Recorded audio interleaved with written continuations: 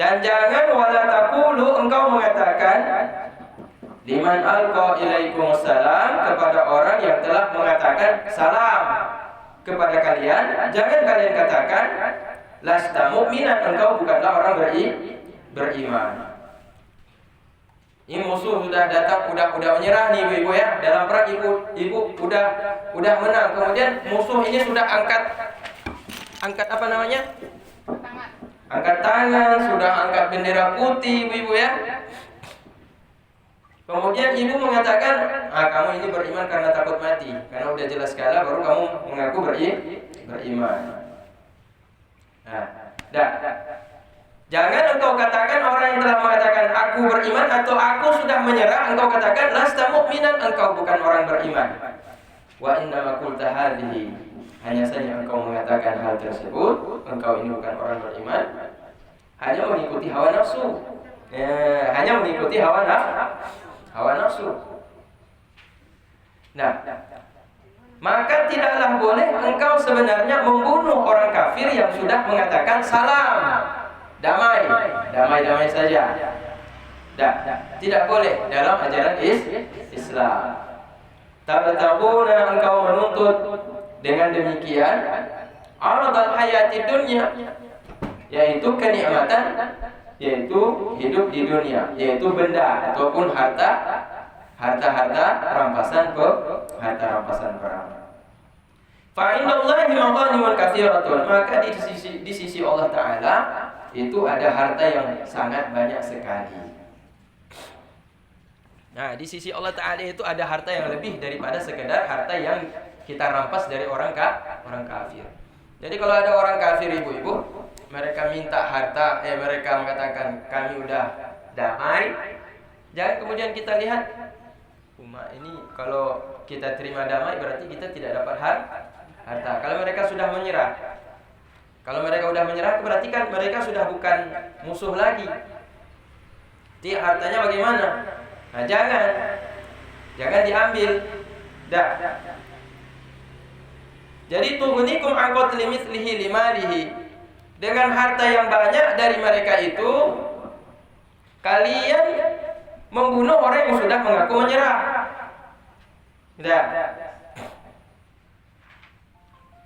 Fa indallahi maghanimun katsiratun, maka di sisi Allah Ta'ala itu ada harta yang sangat banyak.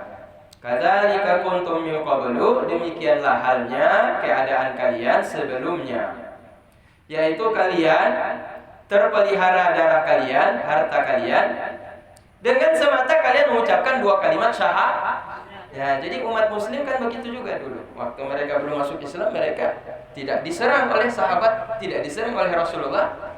Ketika mereka sudah bersyahadat, kan sama dulu dengan kalian. Sekarang ketika kalian sudah jadi orang Islam, ketika kalian berperang, orang-orang kafir yang menyerah mengatakan salam, damai, justru kalian bunuh, enggak boleh. Itu kan sama dulu dengan waktu kalian masih kafir. Kemudian ketika Rasulullah ingin menyerang kalian mengatakan asyhadu an la ilaha illallah. Jadi jangan, karena kalian juga pernah merasakan seperti yang mereka rasakan. Dulu kan kalian sama juga. Ya. Maksudnya Ustadz, orang kafir tuh salam minta angkat tangan tuh, tapi dia bersyahadat. Tidak mesti bersyahadat. Maksudnya ketika dia dalam peperangan, dia menyerah ibu. Cuma dianalogikan, dispersamakan dengan dulunya orang Islam tuh sebelum mereka masuk Islam, sahabat-sahabat pun mereka pun dengan bersyahadat mereka selamat harta dan nyawa mereka. Begitu juga orang kafir, meskipun mereka tidak bersyahadat tapi mereka menyerah. Dalam perang mereka menyerah, tidak boleh dibunuh. Karena kalau kita bunuh tujuannya hanya untuk mendapatkan harta mereka, maka sesungguhnya harta yang dari sisi Allah pun lebih banyak. Yaitu balasan Allah Ta'ala di dalam surga. Ya ibu ya. Jadi ingat ibu ya, dalam peperangan pun umat Islam diajarkan ikhlas. Dalam perang itu pun umat Islam diajarkan ikhlas. Nah, ini udah dapat ayatnya nih kan? Ayat 94 ibu, surat An-Nisa. Udah dapat ya? Nah, Famanallahu 'alaikum fatabayyanu. Maka Allah Ta'ala memberikan karunia kepada kalian, yaitu dengan istihar, dengan keimanan dan istiqomah. Yaitu Allah Ta'ala berikan kepada kalian nikmat istihar. Istihar di sini artinya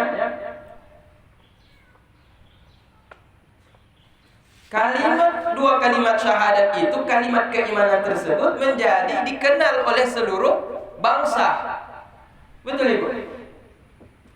Bahkan orang Eropa pun walaupun mereka tidak beriman, mereka tahu dua kalimat syahadat. Ya Bu ya. Kita pergi sama orang Nias. Orang Nias kan mayoritas Kristen kan? Saya tanya, dua kalimat syahadat tahu nggak? Banyak yang tahu di antara mereka. Asyhadu an la ilaha illallah wa asyhadu anna Muhammadar Rasulullah. Tapi mereka tidak mau beriman. Jadi istihar dua kalimat syahadat ini jadi terkenal. Jadi banyak orang yang tahu meskipun tidak beriman.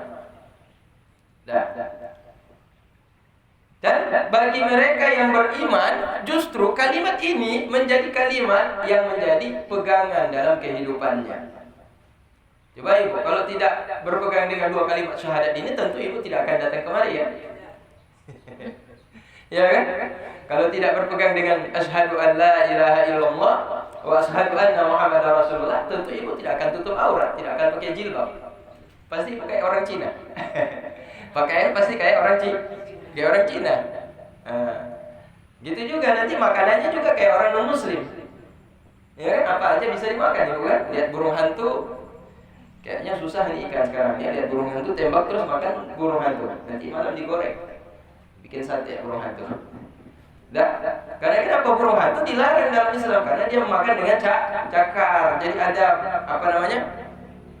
Ataupun dengan patokan taring yang ada di mulutnya tuh.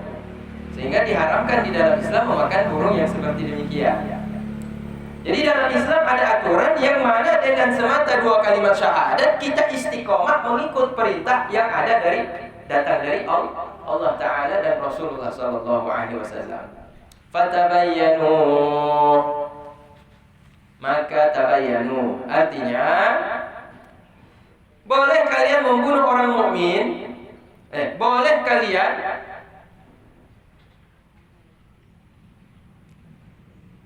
artinya ketika dalam berperang mencari bukti bahwa betul dia itu telah menyerah atau tidak menyerah. Maka ketika kita dapatkan ternyata betul dia sudah menyerah, maka tidak boleh lagi kita bunuh. Sementara kalau dia sudah menyerah, maka jadikanlah dia tawanan perang. Innallaha kana bima ta'maluna khabira. Sesungguhnya Allah Ta'ala dengan apapun yang kalian kerjakan itu, Allah tahu dengan semua yang kalian kerjakan. Maka Allah Ta'ala lah yang akan membalas kalian. Jadi tidak ada satupun yang tidak diketahui oleh Allah Ta'ala. Jadi kalau niat kalian kepada orang-orang tadi, orang-orang kafir yang berperang, yang mereka sudah angkat bendera, sudah mengucapkan salam damai, tapi tetap kalian bunuh karena niat kalian untuk mengambil harta rampasan perang dari mereka, maka Allah tahu tujuan kalian dari membunuh orang yang sudah menyerah tersebut. Allah tahu dan Allah akan balas kalian. Berarti ada balasan dari sisi Allah Ta'ala. Berarti percuma berperang, tapi kalau dapat hukuman di sisi Allah Ta'ala. Ya Ibu ya? Ibu ada wudu, ada air wudu, berhalangan ya? Ibu ada Al-Quran ada? Boleh ambil. Iya. Tapi Al-Qurannya sedikit jelek, nggak apa-apa kan? Ya. Nanti lihat surat An-Nisa ayat 94, sekarang udah masuk 95. Itu bukan. Ya, sudah habis Al-Qur'annya, dibawa pulang anak-anak. La yastawil qa'iduna minal mu'minina ghayra ulil dharar. Tidaklah sama orang yang duduk di kalangan orang yang mukmin yang telah berjuang di jalan Allah, pergi keluar dari rumah untuk ikut dalam pasukan perang, orang yang duduk yang tidak punya kemudaratan, orang yang duduk tapi tidak punya halangan. Dia apakah sama antara mujahidin, orang yang berjuang di jalan Allah, dia ambil pedang, dia siapkan kuda, dia siapkan alat perang, kemudian dia pergi ke medan perang, sama orang mukmin yang dengan yang terjun ke medan perang dengan orang mukmin yang cuma duduk-duduk saja di dalam rumah, sama-sama mukmin ini sama tidak? Tidak sama. La yastawil qa'idun. Tidak sama orang mukmin yang sedang duduk-duduk. Dah. Tanpa ada alasan, tanpa ada darurat, tanpa ada halangan. Misalkan orang mukmin yang buta, ya, orang mukmin yang buta, atau orang mukmin yang cacat, atau orang mukmin tua, orang mukmin yang tidak punya kemampuan secara fisik lagi untuk berperang. Itu punya alasan mereka duduk di dalam rumah karena sakit, karena tua, karena cacat, karena lumpuh. Tidak sama orang mukmin yang tidak pergi berjihad tanpa ada alasan dengan orang mujahidun, mereka yang berjuang fi sabilillah di jalan Allah Ta'ala, bi amwalihim dengan harta mereka, wa anfusihim dan juga dengan nyawa dan jiwa mereka. Faddalallahu al-mujahidina bi amwalihim wa anfusihim 'alal qa'idin. Allah Ta'ala mengangkat derajat para mujahidin, Allah lebihkan, yaitu para mujahidin yang berjuang, orang-orang mukmin yang berjuang, dibandingkan orang-orang mukmin yang tidak pergi berjuang tanpa ada alasan, tanpa ada uzur, baik berjuang dengan amwalihim, dengan harta mereka, wa anfusihim dan juga dengan nyawa mereka, alal qa'idina, ke atas orang-orang yang sekedar duduk-duduk di rumah, tidak mau pergi perang. Kenapa didarar?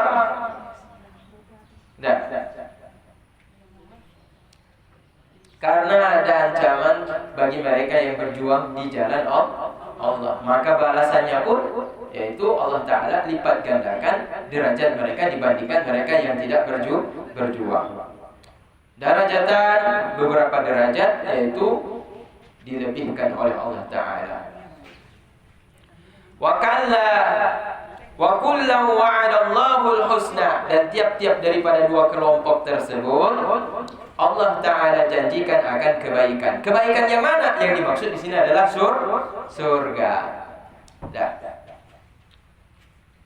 Wa faddalallahu al-mujahidina 'alal qa'idina ajran 'aziman.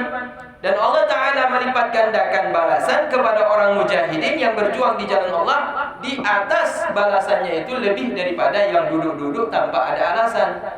Ajran aziman, yaitu dengan balasan surga yang lebih besar, yaitu aziman yang lebih agung. Berarti intinya pertama, ayat surat An-Nisa ayat 94 tadi berbicara tentang perintah berjihad.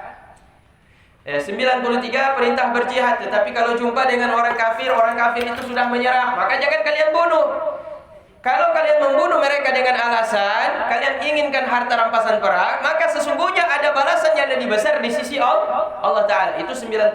Masuk 94. Tidak sama antara orang mukmin yang berjihad dengan orang mukmin yang tidak berjihad. Orang mukmin yang berjihad fi sabilillah, mereka tentu ada mengalami resiko-resiko, baik dengan harta maupun dengan nyawa, mereka akan dapat resiko. Ada dua orang mukmin yang berjihad. Pertama, berjihad tidak turun ke medan perang, seperti ibu-ibu. Ibu-ibu, kalau ibu ayah-ayah nanti bapak-bapak nanti pergi jihad, misalkan datang orang Belanda, kemudian ibu-ibu bapak-bapak udah pergi masuk ke medan perang, ibu-ibu ikut perang nggak? Kalau tidak ikut perang berarti jihadnya dengan apa? Jihadnya dengan harta. Ya, jihadnya dengan bantu angkat-angkat jenazah. Ya, jihadnya dengan bantu kasih obat, kasih makan, kasih minum. Jihad dengan tenaga, jihad dengan harta. Berarti sama, ibu juga termasuk mujahidah, termasuk juga orang yang berjihad fisabilillah. Nah, jadi setiap orang itu ada derajat yang Allah angkat dengan sebab dia berjuang fisabilillah. Makanya setiap kelompok-kelompok yang berjuang baik dengan harta maupun dengan nyawa, setiap kelompok itu akan diberikan balasan sesuai dengan yaitu perjuangan mereka masing-masing, usaha mereka dalam membela agama Allah Ta'ala. Nah, ini nampaknya cuaca mendung lagi ya. Darajatin minhu wa maghfiratan wa rahmah wa kana Allahu ghafurar rahima. Allah Ta'ala menjanjikan yaitu kebaikan, balasan pahala. Allah lipat gandakan para mujahidin ke atas orang yang duduk saja dengan balasan pahala yang melimpah. Yang mana derajat balasan pahala tersebut dari sisi Allah Ta'ala diberikan kepada mereka. Demikian juga di samping darajatin minhu, beberapa derajat daripada mereka yang sekedar duduk saja.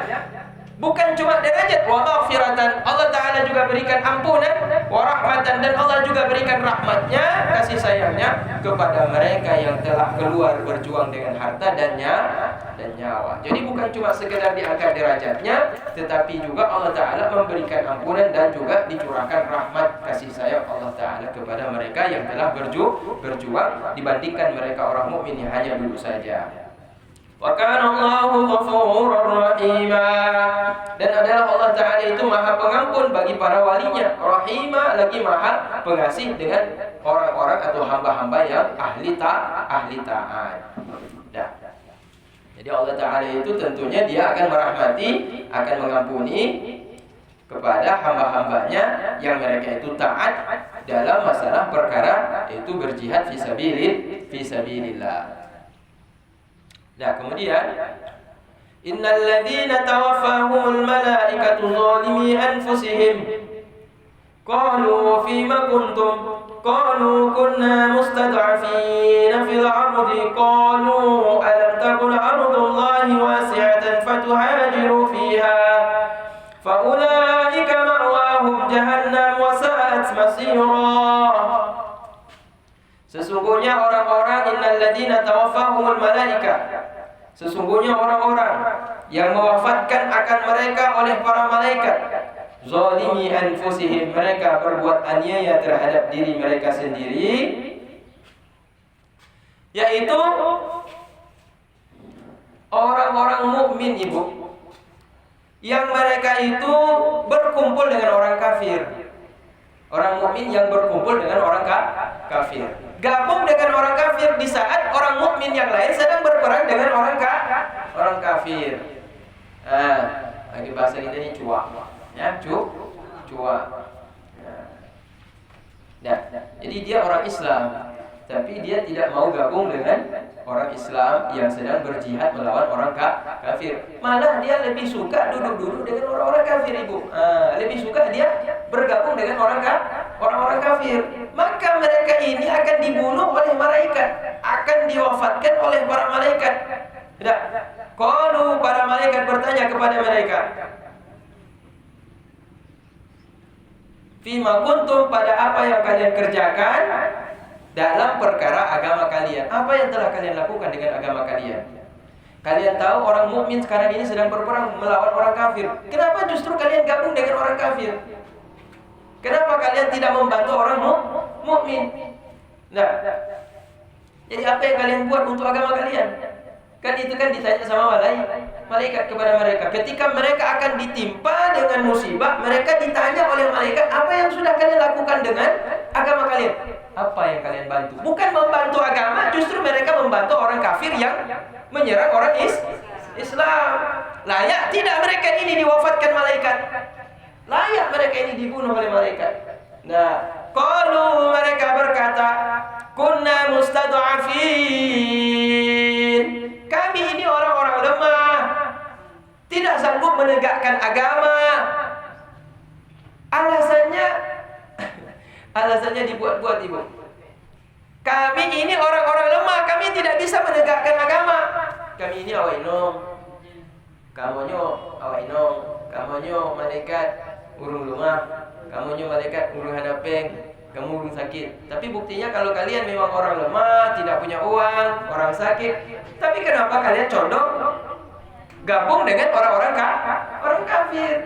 Kalau memang kalian lemah, tidak sanggup bergabung dengan orang mukmin, maka jangan gabung dengan orang kafir. Jangan berkomplot, bersekongkol dengan orang kafir yang jelas-jelas mereka itu menyerang orang Islam. Kalau memang lemah, ya tetap bergabung dengan orang muslim.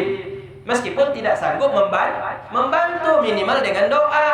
Ini tidak, mereka justru berkomplot dengan alasan mereka lemah, maka mereka tidak sanggup membantu orang-orang mukmin. Kunna mustad'afina fil ardi, adalah kami ini termasuk orang yang lemah daripada menegakkan agama Allah Ta'ala di muka bumi ini. Yang dimaksud ini ceritanya di kota Mekah, yaitu mereka yang tidak berangkat hijrah dari kota Mekah ke kota Madinah. Nah, jadi orang-orang yang tidak hijrah dari kota Mekah ke kota Madinah, sebagiannya itu diazab oleh Allah Subhanahu wa Ta'ala. Ketika ditanya kenapa, mereka katakan kami orang lemah, padahal tidak lemah mereka. Ataupun mereka lemah, tapi kalau lemah kenapa justru mereka tetap membantu orang kafir, meskipun itu keluarga mereka, meskipun itu termasuk sahabat mereka. Tidak boleh dalam Islam. Kalau tidak membantu, tidak hijrah, jangan menolong orang kafir tersebut yang mereka itu menyerang umat Islam. Karena umat Islam ini, Ibu, dalam perjalanan dakwah itu kan di awal-awal 10 tahun pertama sebelum hijrah di kota Mekah itu kan tertindas. Sangat-sangat tertindas umat Islam, tidak bisa berbuat apa-apa. Yang ada cuma umat Islam ini itu bertahan, tidak ada menyerang. Ketika di Mekah itu tidak ada menyerang umat Islam, tidak ada melawan. Nah, jadi segala intimidasi, segala ejekan, cacian, hinaan, perbuatan aniaya yang dilakukan oleh orang-orang kafir Quraisy, tokoh-tokoh besar kafir Quraisy, itu hanya diterima oleh umat hanya diterima, hanya pasrah. Jadi kalau meninggal, tidak ada perlawanan. Nah, jadi kejam sekali orang kafir ketika mereka umat Islam itu masih lemah di kota Mekah. Barulah diperintahkan hijrah atas dasar karena umat Islam masih lemah. Untuk menyelamatkan agama Islam itu, maka diperintahkan Rasulullah untuk berhijrah. Yang tidak berhijrah tidak apa-apa, tapi jangan membantu jangan bantu orang kafir. Nah, yang diharamkan di sini membantu orang kafir di saat mereka tidak mampu hijrah. Mereka juga tidak membantu dengan alasan mereka lemah, tapi justru mereka bantu orang kafir. Nah, ini yang tidak boleh. Faulaika ma'wahum jahannamu wa sa'at masira. Maka mereka tempat kembali mereka, makwa mereka itu adalah jahannam. Dan itu adalah seburuk-buruk tempat kembali bagi manusia. Makwa jahannam, neraka jahannam adalah tempat yang paling celaka bagi mereka yang kembali kepada Allah Ta'ala. Nah, lantas kalau kami tidak sanggup memang hijrah betul-betul, Ibu, apa kami ini termasuk orang yang masuk kembali kepada tempat yang paling celaka tersebut, neraka jahannam? Kami beriman dengan Rasulullah, tapi kami tidak punya harta, kami tidak punya onta, tidak punya kuda, tidak punya bekal untuk pergi berangkat dari Mekah ikut Nabi ke Madinah. Kami memang orang lemah, bagaimana?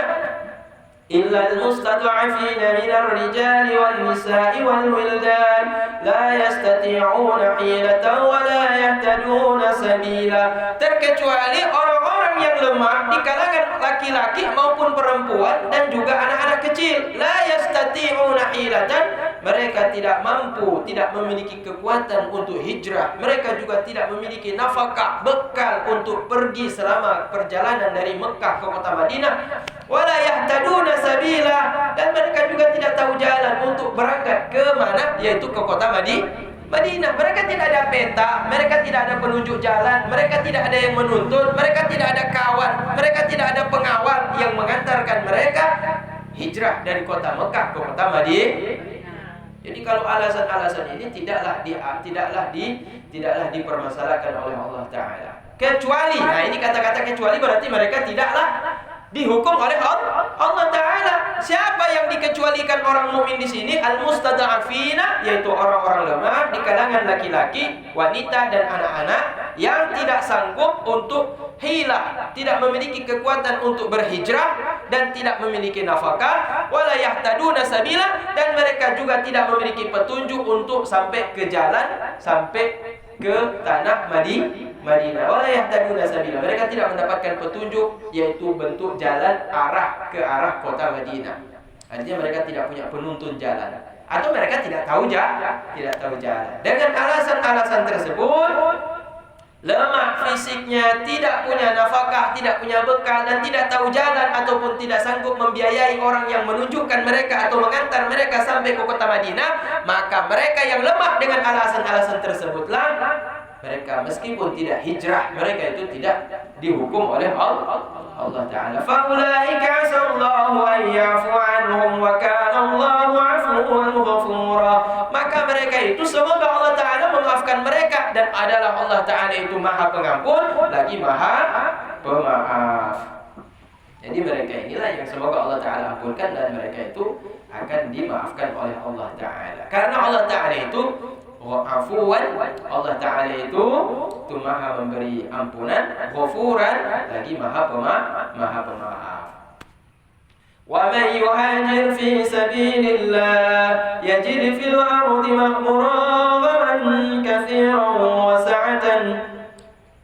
Wa man yuhajir fi sabilillah yajid fil ardi maghraman katsiran wa sa'atan. Barang siapa yang berhijrah di jalan Allah Ta'ala, niscaya ia akan mendapatkan di atas bumi ini muraghaman, sesuatu yang menjadi tujuan dia untuk berhijrah. Apa yang dia inginkan dari hijrah itu akan dia dapatkan kalau mereka betul berhijrah fi sabilillah. Katsiratan wasi'atan, banyak dan luas. Artinya apa yang mereka inginkan akan Allah berikan sebanyak-banyaknya dan seluas-luasnya, terutama di dalam masalah rezeki. Buktinya kaum muslimin yang berhijrah dari kota Mekah ketika sampai ke kota Madinah, kehidupan mereka semakin baik dibandingkan sebelum mereka hijrah dari kota Mekah. Yang kaya lebih kaya, yang susah jadi senang, yang miskin jadi kaya. Jadi yang susah jadi senang, yang miskin jadi kaya, yang kaya tambah kaya ketika mereka hijrah. Ini janji Allah Ta'ala. Siapa yang berhijrah fisabilillah akan mendapatkan di atas bumi ini apa yang dia inginkan, lebih banyak lagi, lebih luas daripada sebelum dia hijrah. Wa man yakhruj min baytihi muhajiran ila Allah wa rasulihi thumma yudrikuhul maut. Dan barang siapa yang keluar dari rumahnya untuk berhijrah ke jalan Allah Ta'ala dan juga ke jalan Rasulullah, kemudian di tengah jalan dia ditemui oleh kematian, faqad waqa'a ajruhu 'ala Allah, maka telah dapat dipastikan balasan pahalanya itu telah tercatat di sisi Allah Ta'ala. Wa kana Allahu ghafuran rahima, dan adalah Allah Ta'ala itu Maha Pengampun lagi Maha Pengasih. Jadi ini Allah Ta'ala jamin, kalau ibu-ibu memang keluar dari rumah untuk datang mengaji ke sini, untuk datang mengaji, untuk menimba ilmu Allah dan Rasulullah, kemudian ketika ibu pulang meninggal di jalan, maka ibu akan dapatkan balasan pahala orang yang hijrah fi sabilillah. Maka itu sudah dapat dipastikan waqa'a ini artinya apa? Terjadi, dicatat oleh Allah Ta'ala, dia termasuk orang yang meninggal fi sabilillah. Dan karena Allah Ta'ala itu Ghafurur Rahim, karena Allah Ta'ala itu Maha Pengampun lagi Maha Penyayang. Wa idza darabtum fil ardi falaysa 'alaykum junahun an taqsuru min as-salah in khiftum an yaftinakum alladhina kafaru falaysa 'alaykum junahun innal kafirina kanu lakum 'aduwwan mubina. Kalau kalian pergi berangkat dalam musafir, di bumi ini, maka tidaklah berdosa ke atas kalian mengkasar daripada sholat kalian dengan menjadikan 4 menjadi 2. Ini ayat tentang boleh mengkasar sholat. Ayat berapa? 101 surat An-Nisa. In khiftum ayyaftinakumul ladzina kafaru. Andai kalian takut, khawatir kalian akan disakiti oleh orang-orang kafir. Ini masih dalam perang ini, Bu. Kalau kalian pergi musafir dalam peperangan, kemudian dalam perjalanan kalian tiba waktu salat zuhur, tiba waktu salat asar, tiba waktu salat isya yang 4 rakaat, kalian khawatir akan dibunuh dalam perjalanan kalian oleh orang-orang kafir, masih dalam kondisi suasana perang, maka tidak apa 4 rakaat kalian jadikan menjadi 2 rakaat, yaitu kalian kasar salat. Sengaja aku niat salat asar 2 rakaat, kasar fardu karena Allah Taala. Demikian juga isya, demikian juga zuhur. Itu nggak mesti lihat jaraknya, Ustaz. Ini kalau dilihat di sini ini kan safartum.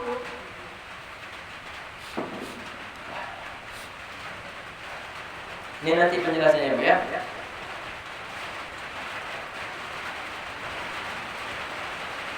Kalau berlaku secara umum, alasan apapun dibolehkan untuk kasar sholat. Ini ayat berlaku secara umum, cuma kebetulan ini masih di dalam membicarakan tentang keadaan perang. Jadi kalau ini pun dijadikan sebagai alasan, dibolehkan bagi kita, tidak masalah untuk mengerjakan sholat 4 itu menjadi 2. Andai kata dalam perjalanan kita kerjakan sholat, khawatir dibunuh orang kafir. Ya.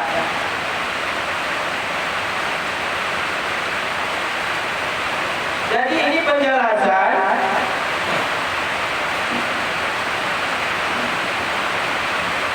memang demikian halnya penjelasan tersebut. Artinya baik dalam keadaan perang maupun tidak dalam keadaan perang, kalau kita dalam keadaan musafir, asalkan tujuan perjalanan itu halal, bukan untuk perjalanan yang haram, maka ini tetap dibolehkan, meskipun bukan karena alasan khawatir dibunuh oleh orang kafir. Kebetulan sedang membicarakan tentang kondisi perang.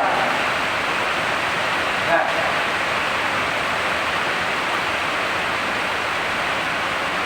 maka tidaklah berdosa ke atas kalian, tidaklah berdosa ke atas kalian meringkas 4 rakaat menjadi 2 rakaat, andai kalian khawatir disakiti oleh orang-orang kafir.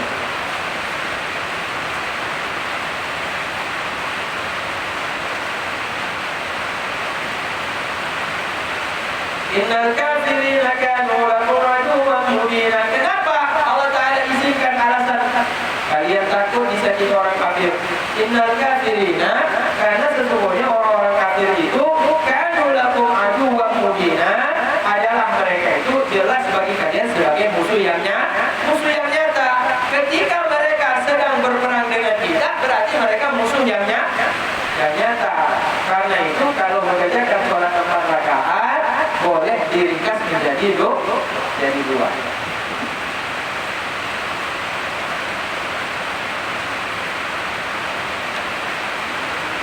Wa idza kunta fihim fa aqamta lahumus shalah. Dan jika andai kata engkau ya Muhammad hadir dengan mereka, sementara mereka merasa khawatir dengan musuh yang akan datang menyakiti, fa aqamta lahumus shalah, maka engkau dirikanlah untuk mereka sholat. Jadi ini namanya sholat khauf, sholat dalam keadaan perang atau sholat dalam keadaan takut, ibu ya. Jadi boleh kalau engkau Muhammad berada dengan mereka, maka kerjakanlah sholat dalam kondisi rasa takut yang mereka merasa akan dibunuh oleh orang-orang kafir. Maka berdirilah faltakum ta'ifatun minhum ma'aka, maka berdirilah satu kelompok di antara mereka bersamamu ya Muhammad. Wa tata'akhkhar ta'ifatun, sementara ta'ifatun kelompok yang lain itu jangan dulu berdiri kita sholat ya? Sholat berjamaah dalam keadaan perang, takut dibunuh oleh orang kafir. Maka Rasul jadi imam, di belakang ada saf yang pertama, di belakang lagi ada saf yang kedua. Yang saf pertama ikut dengan Rasulullah, yang saf kedua jangan dulu ikut dengan Rasulullah.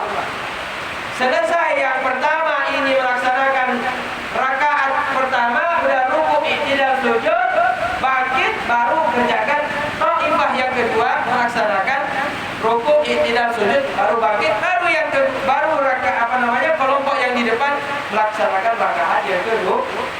Jadi selang-seling, artinya jangan dua-dua rukuk bersamaan, jangan dua-dua sujud bersamaan. Kalau semuanya mengerjakan secara bersamaan, terlebih ketika rukuk dan sujud, maka itulah kesempatan bagi itu musuh untuk menyerang umat Islam yang sedang mengerjakan sholat.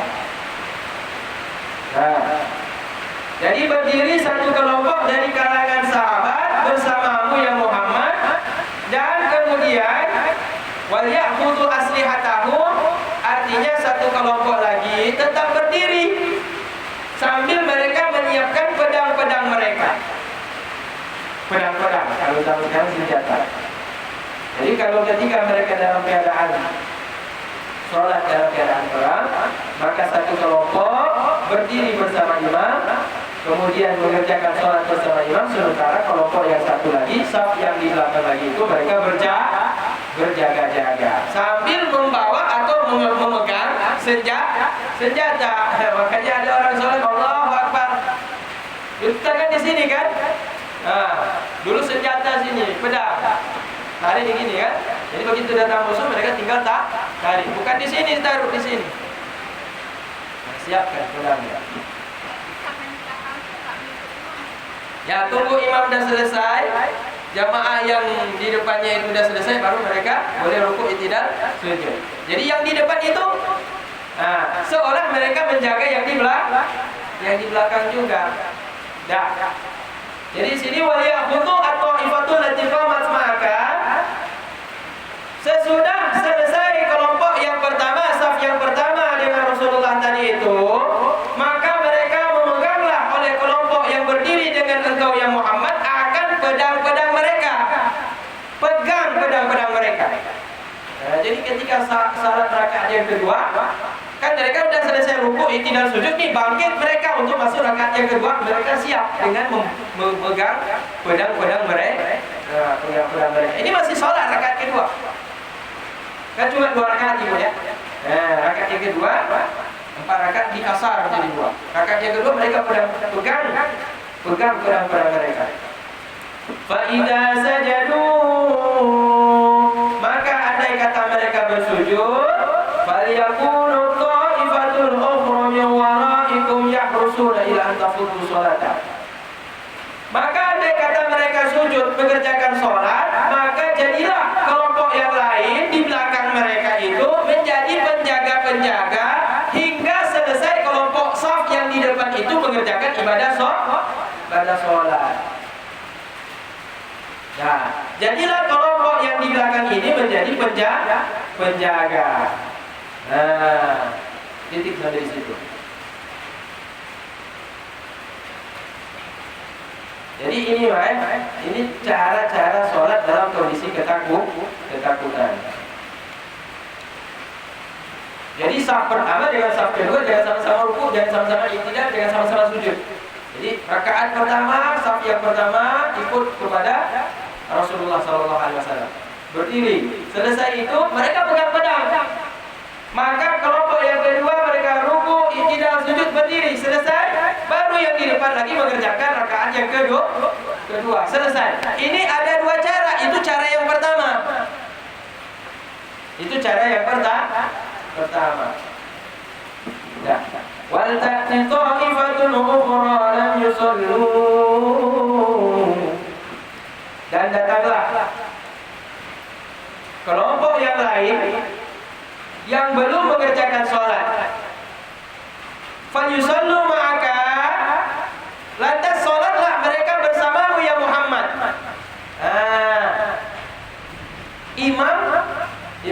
Imam dah pada imam masuk pada rakaat yang kedua, habis ghairil maghdubi alaihim waladdallin. Amin. Bismillahirrahmanirrahim. Inna a'tainakal kautsar. Habis. Allahu akbar. Imam tetap rukuk, Ibu. Masuk rakaat yang kedua, tapi saf yang pertama tidak ikut mengikuti imam, tapi saf yang kedua yang ikut kepada imam. Ngerti, Ibu?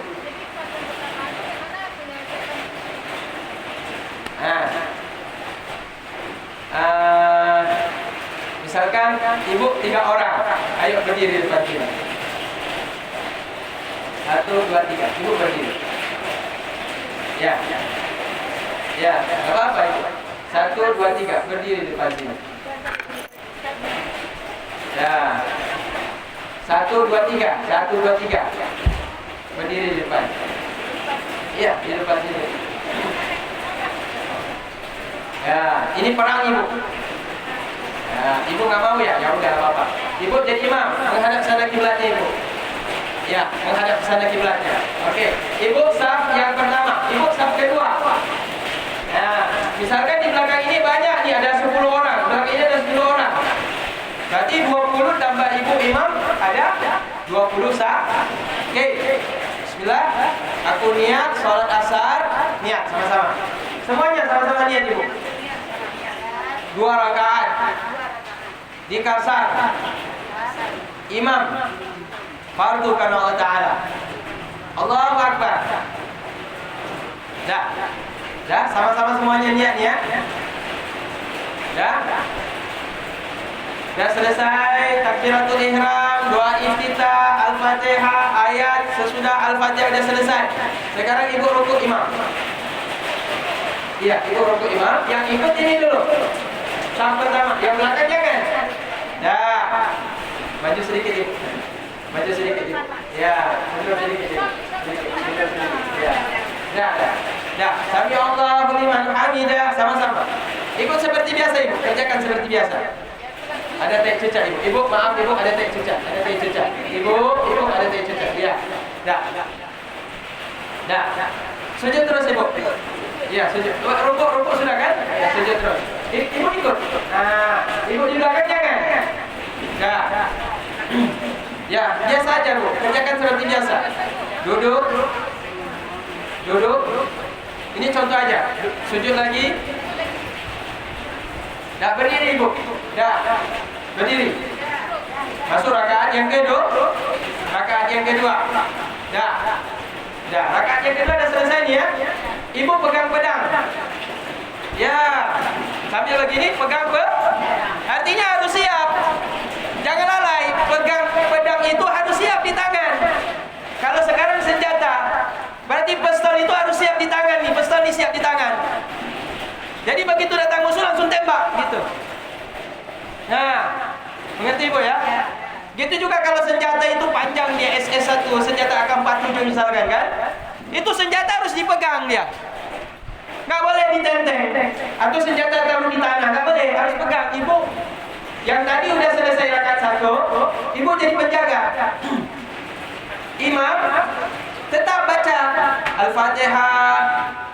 Makmum saf yang kedua ikut kepada baca sesudah Al-Fatihah, ayat sesudah Al-Fatihah. Dah selesai ibu baca ayat sesudah Al-Fatihah, ibu rukuk. Allahu Akbar. Tapi yang rakaat saf pertama ini jangan ikut. Dia jadi penjaga. Ibu rukuk. Ini ikut. Nah, dia masuk rakaat pertama nih. Saf yang kedua ikut kepada imam tapi masih masuk dari rakaat yang pertama. Tapi kayak jamaah Dah, ikut saja. Ya, ini contohnya. Dah, sami Allahu liman hamidah, ibu ikut. Ibu tetap ya. Sujud. Allahu Akbar. Duduk. Allahu Akbar. Allahu Akbar. At-tahiyatu. Tahiyatul mubarakatuh salawatu thayyibah. Jadi ibu di saf yang pertama ini jangan dulu. Jangan dulu. Selesaikan dulu nih. Assalamualaikum warahmatullah. Ibu jangan masih rakaat pertama. Dah. Assalamualaikum warahmatullah.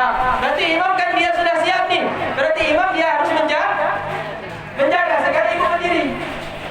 ini? Kan masih rakaat 1. Nah, masih 1 rakaat, dia harus 2 rakaat, dan selesai. Nah, sekarang ibu udah selesai, sekarang ibu yang kerjakan. Nah, jangan. Selesai dulu nih, ini menjaga-jaga. Ibu udah siap? Sekarang ibu berdiri, siapkan senjata. Nah, jaga orang sholat nih. Dah selesaikan dulu. Ya. Kemudian duduk. Terakhir duduk. Istirahat. Nah, duduk tawar. Assalamualaikum warahmatullahi. Assalamualaikum warahmatullahi. Nah, ibu berdiri siapkan senjata. Baru selesai, baru jaga. Yang satu saf lagi di belakang ini baru dijaga. Ya, dijaga.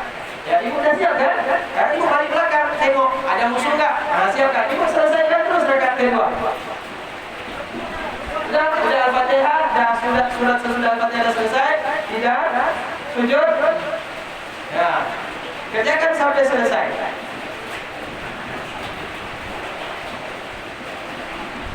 Ya, duduk lagi.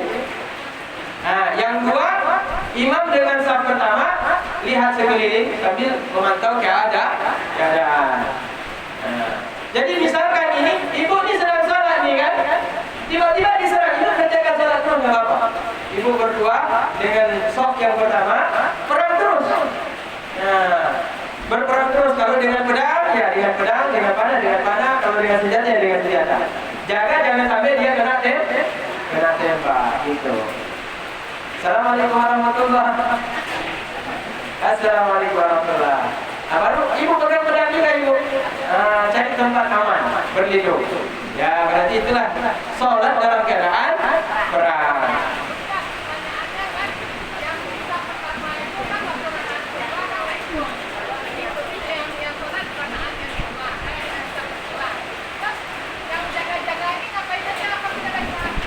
Yang jaga-jaga nggak ada baca-baca apa-apa.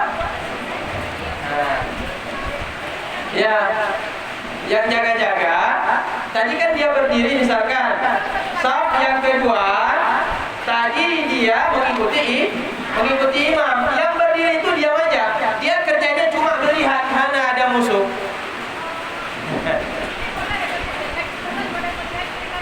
Iya harus sambil lihat ada musuh apa enggak. Nah, dalam keadaan darurat berarti sholatnya di luar kebiasaan. Sholatnya tidak normal. Ya, tapi dibolehkan. Kenapa? Karena sedang perang.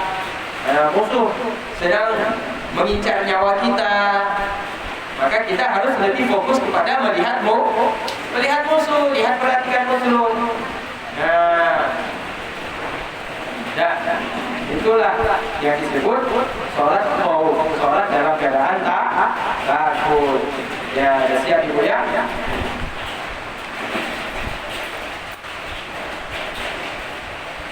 Tadi An-Nisa ayat berapa tadi ibu?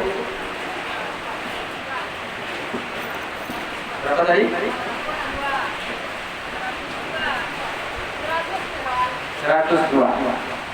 Oh ya, kencang kali angin sawah. Nah, 102. Sedikit lagi ibu ya.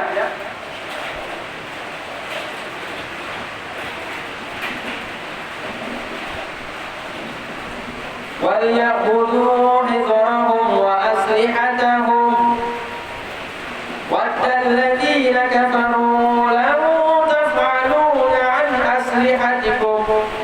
تَغْفَلُونَ عَنْ أَسْلِحَتِكُمْ وَأَمْتِعَتِكُمْ فَيَمِيلُونَ عَلَيْكُمْ مَيْلَةً وَاحِدَةً.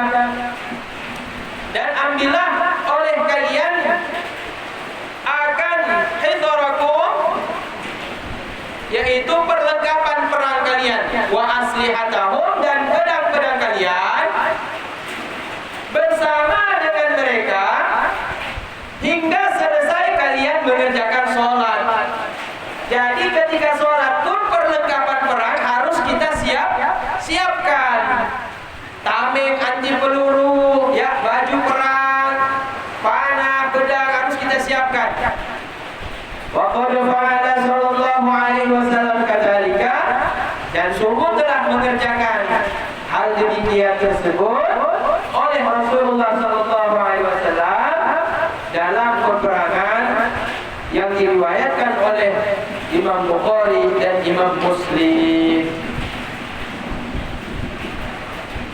Dah.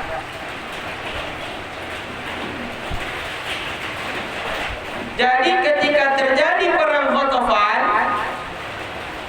di sebuah lembah yang namanya lembah Nakhl, sebuah tempat di negeri Najd di wilayah Ghatafan, antara wilayah Ghatafan tersebut dan kota Madinah jarak tempuhnya 2 hari perjalanan.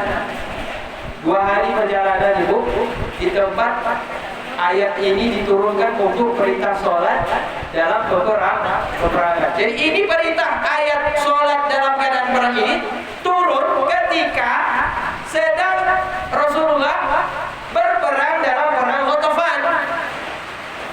2 hari perjalanan dari kota Madinah. Nah, jadi ini perintah tetap kerjakan sholat meskipun berperang. Wala junaha alaikum in kana bikum adam min matar aw kuntum marda an tad'u aslihatakum wa khudhu hidrakum inna Allaha a'adda lil kafirin 'adzaban muhina.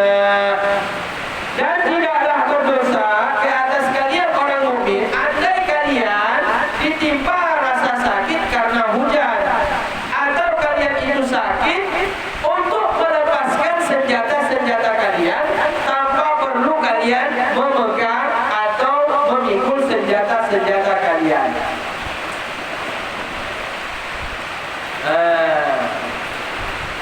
Tetapi kalian tetap harus waspada daripada musuh-musuh kalian semampu kalian, semaksimal mungkin kalian. Innallaha a'adda lil kafirina 'adzaban muhina.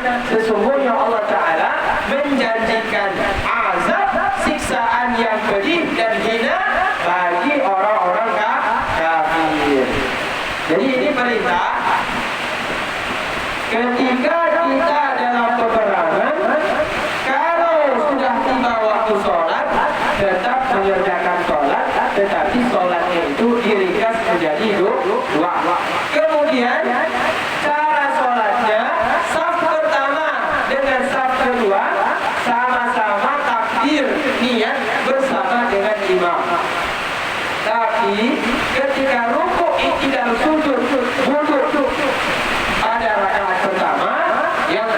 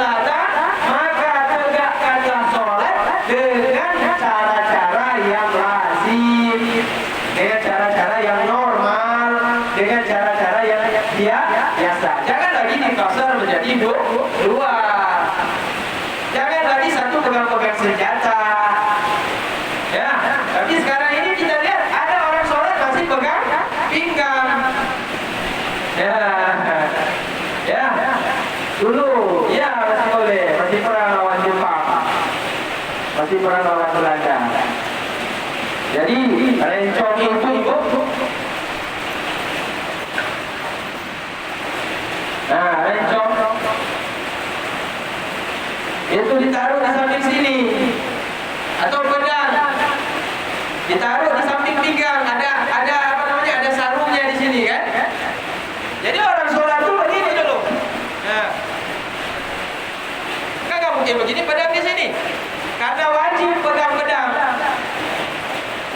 Ya, wajib pegang berdosa nggak pegang pedang ibu, termasuk lalai. Karena musuh kapan saja bisa serang kita kan? Nah, artinya udah habis damai-damai, waktu udah damai, begini dia sholat. Nah, masih begini. Nah, kalau sudah aman, udah damai, jangan lagi di sini, taruh di sini. Jadi tegur, ya. Ada ayah-ayah, bapak-bapak yang masih sholat, tangannya masih di pinggang. Tegur mereka, jangan lagi begitu. Ini bukan lagi perang. Nah, yang masih ada di pinggang itu dianggap tuh seolah-olah begitu yang diajarkan Rasulullah. Betul, itu di saat perang. Tapi udah nggak ada perang lagi. Tapi besok kalau perang, nah baru lagi kalau senjatanya di sini. Tapi kalau senjatanya di sini bagaimana? Nah, bagaimana? Taruh di sini, senjata di sini. Berarti boleh kita pegang seperti ini. Gak apa? Wajib pegang pedang. Pegang pedang kata Rasulullah. Kalau sekarang bukan pedang, senjata AK, senjata pistol, itu wajib pegang. Kalau senjatanya di sini bagaimana? Ya berarti tangan di sini, yang satu di sini. Allahu Akbar. Ya. Nah. Jadi ini kondisi dalam keadaan tidak aman, maka dibolehkan sesuatu yang tidak biasa. Tapi kalau sudah biasa, faqimus sholata, maka tegakkanlah sholat sesuai dengan kebiasaan hak sholat. Letakkan tangan di tempatnya antara dada dan perut. Inna sholata kanat 'alal mu'minina kitaban mawquta. Sesungguhnya sholat ke atas orang-orang yang beriman itu merupakan sebuah kewajiban yang sudah ditentukan kadar waktunya 5 kali sehari semalam. Maka jangan engkau tunda-tunda waktu sholat 5 waktu. Nah, wallahu a'lam bissawab. Jadi ibu-ibu ini sudah siap perang. Dan berapa ayat ini kita bicara perang semua. Jadi kemarin bicara perang lagi. Ya, jadi nggak apa-apa ibu. Nanti kasih, kalau ada kondisi seperti ini, ingatkanlah anak-anak kita nanti kan. Cucu-cucu kita kan hidup di masa damai ini. Kita nggak tahu nanti anak kita, cucu kita ke depan, apakah mereka masih merasakan hidup seperti sekarang ini, tidak ada peperangan dengan orang kafir. Nah, belum tentu, tidak ada yang menjamin. Maka kita harus ingatkan cara sholat dalam keadaan perang. Intinya apa? Dalam kondisi perang pun tetap diwajibkan sholat. Apalagi keadaan kita sekarang ini tidak dalam keadaan perang, ya kita cuma perang lawan virus. Nah, ibu kan? Karena ini kita perang lawan virus. Jadi karena virus ini tidak nampak, maka bukan dengan senjata kita tembak. Maka sholat kita ini tetap tidak perlu pakai sholat dalam keadaan khauf, takut tadi itu. Sholat dalam keadaan yaitu perang. Meskipun kita sedang perang lawan virus, ibu. Apakah perang lawan virus ini menyebabkan oleh kita sholat 2 rakaat atau cara sholatnya seperti tadi? Tidak ada di sini. Karena virus ini bukan orang kafir. Virus ini hewan, bukan manusia. Ya, dia termasuk hewan yang sangat kecil sekali. Dia serang siapa saja. Orang mukmin dia serang, orang kafir dia serang. maka tidak ada alasan bagi kita mengkasar sholat karena alasan sedang ada perang melawan virus. Tidak ada alasan bagi kita jadikan sholat ini kemudian imam makmum mengerjakan sholat seperti sholat khauf atau sholat dalam keadaan perang. Tidak ada alasan. Nah, jadi itu kalau memang betul terjadi perang melawan orang kafir. Maaf dan ayah yang dimuliakan Allah Subhanahu wa taala. Mungkin ini pengajian kita yang terakhir. Ya. Dan kita pun sudah masuk Sya'ban. Dan tidak lama lagi pun kita akan masuk bulan suci Ramadan. Artinya satu langkah lagi pintu dibuka, udah masuk bulan suci Ramadan. Meskipun kondisi ekonomi sedang goncang dikarenakan ada wabah virus, tapi ibu-ibu anggap saja ini Allah perintahkan kita untuk berbanyak diam di rumah, berbanyak kita bersuci, ambil air wudhu, lebih banyak kita baca Al-Quran, lebih banyak kita berzikir, lebih banyak kita bertaubat. Ambil hikmahnya saja, karena virus ini pun tidak lama itu. Virus ini pun tidak lama. Karena virus itu dia, kalau masyarakat sudah tahu cara mencegahnya, insya Allah virus ini akan mati dengan sendirinya. Sama seperti yang disampaikan oleh sahabat Amr bin As. Sahabat Amr bin As mengatakan bahwa ketika terjadi wabah virus di masa Khalifah Umar bin Khattab di negeri Syam, Amr bin As mengatakan ini virus sesudah diteliti dia seperti api. Api itu akan membakar kalau ada bahan bakar. Tapi kalau bahan bakarnya tidak ada, menyala tidak api. Tidak menyala, minyak nggak ada, bensin nggak ada, kayu bakar, kertas, kering, rumput yang kering itu tidak ada. Maka otomatis api itu akan mati sendiri. Maka ke depan kita lebih waspada. Artinya yang pengajian kita liburkan. Ya kan? Sya'ban, Ramadan 2 bulan. Kira-kira kalau 2 bulan ibu tidak kumpul-kumpul seperti ini, kemudian kita lebih menjaga jarak, lebih menjaga kebersihan. Yang nyari sedikit kita di uang ibu ya. Karena uang ini kita tidak sentuh orang, uang orang itu disentuh orang. Uang itu pun kadang-kadang dipegang oleh orang yang kena virus. Makanya kalau uang itu harus dipegang, cuci tangan pakai sabun. Ya Bu ya? Betul nggak? Kalau cuci tangan pakai sabun hilang nggak virusnya? Bersih kan? Virusnya hilang kan? Jadi kalau pegang uang lagi, jangan pegang muka, jangan sentuh anak, jangan sentuh suami, cuci tangan dulu. Itu juga habis pegang uang, jangan pegang buah-buahan, jangan pegang piring. Jadi di piring itu ada virus. Jadi habis pegang uang harus cuci tangan.